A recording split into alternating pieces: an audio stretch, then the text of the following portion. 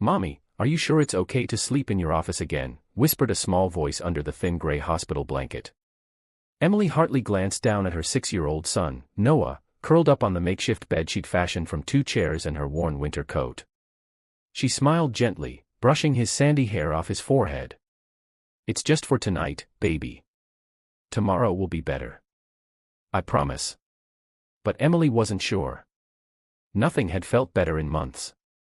Ever since her husband passed away in a tragic accident, everything had unraveled. The bills had piled up. The childcare help dried out. And with no family nearby, she had no choice but to sneak Noah into the hospital break room during her long night shifts as a nurse. It was wrong, and she knew it. But what was she supposed to do? Let her child sleep alone in their cold apartment with a broken heater?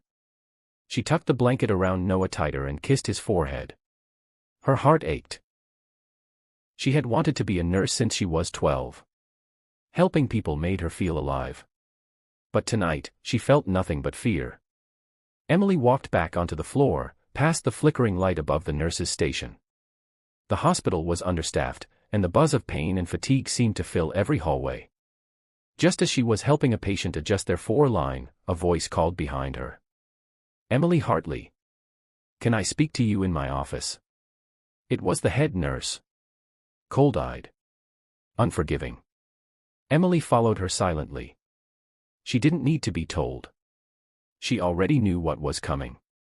"We found your son sleeping in the break room again," the head nurse said bluntly.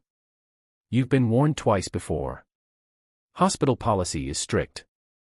We can't have non-patients, especially children, staying overnight." "I'm sorry. You're relieved of your duties." Emily's heart sank. "Please, I have no one to watch him. I didn't want this.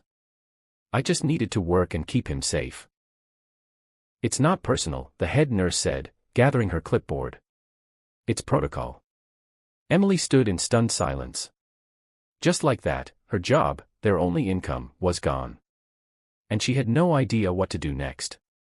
Back at the break room, Noah sat up, rubbing his sleepy eyes.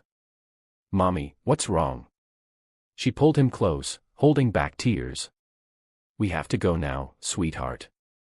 They walked out into the freezing night, the city lights glaring like eyes that refused to look away. Emily held Noah's hand tighter, promising herself she wouldn't cry until he was asleep.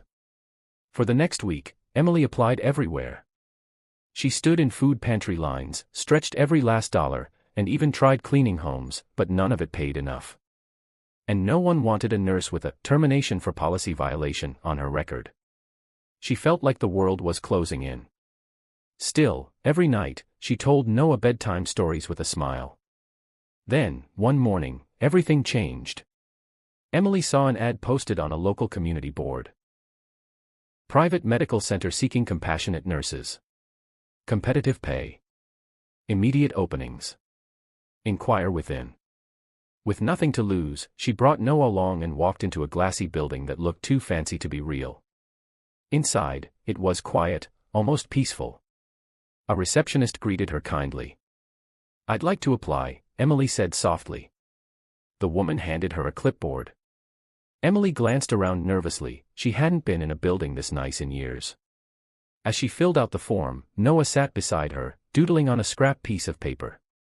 Just then, a tall man in a crisp gray suit walked out of the elevator. He had sharp eyes, but there was something warm behind them. His gaze landed on Emily and her son.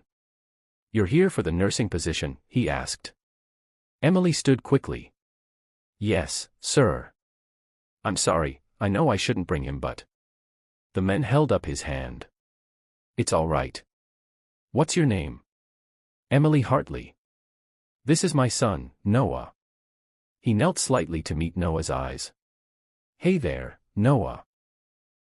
What's that you're drawing?" "A hospital where the nurses smile," Noah said shyly. The man smiled. "That sounds like a place I'd like to run." He stood and looked back at Emily. "I'm Michael Sterling, new CEO of this center. Why don't you step into my office for a minute?" Emily followed cautiously, her heart pounding. Inside the office, she told him everything. Her husband's death. Her son being fired for doing what she had to. She expected him to cut her short, like everyone else. But he didn't. Instead, Michael nodded slowly. That hospital you were at, too many rules, not enough heart. We're different here. We believe in people. Especially the ones who don't give up. Emily's eyes filled. I just want a chance to work. To make a life for my son. Michael leaned back in his chair. You're hired. And there's a daycare 2 floors down. Covered by us. You'll start Monday. Emily couldn't believe it. She blinked, stunned. Noah looked up at her, confused. Mommy. Did we get it? She knelt to hug him. Yes, baby. We did. Chapter 2. The first week at the new center felt like a dream. Emily wore a fresh uniform, had warm meals with her son in the staff lounge, and was treated with kindness and respect. The staff admired her gentle nature and fierce work ethic. Patients smiled when she entered the room. For the first time in what felt like forever, she breathed without panic. Michael Sterling, the CEO, often stopped by during lunch breaks. He spoke with every employee like they mattered, and to Emily, he always asked about Noah. He colored another drawing for your office, she said one day, handing him a folded paper. He unfolded it. It was a picture of Emily with angel wings, standing in front of a smiling hospital. His throat tightened. You've raised a remarkable boy. He's all I've got, she said softly. Michael stared at her for a long moment, then nodded. You're doing a better job than you know. Weeks passed, and Noah began to flourish. He loved the daycare, made friends, and would race down the hallway to hug Emily at the end of her shift. Patients began requesting Emily by name. Even doctors praised her calm during emergencies. Then one afternoon, Michael found her in the hallway, her eyes red. Emily. It's nothing, she said. Just, Noah has asthma. He had a scare today. I got him to urgent care, but the medicine is expensive. I'll find a way. Michael said nothing. The next morning, Emily opened her locker to find a sealed envelope. Inside was a card, for Noah. No strings attached. Michael. She opened it to find a paid prescription receipt and a note from a pediatric specialist with an appointment already scheduled. Tears streamed down her face. She rushed up to Michael's office, but he wasn't in. Instead, a secretary told her, he said you try to thank him, but you don't have to. He said your smile is enough. It wasn't just her life that changed, it was her heart. She started looking at Michael differently. Not just as her boss, but as someone whose kindness reached where even hope had stopped. One evening, as she and Noah walked out, they found Michael waiting at the curb with his car. Can I give you two a ride home? He asked. She hesitated, then nodded.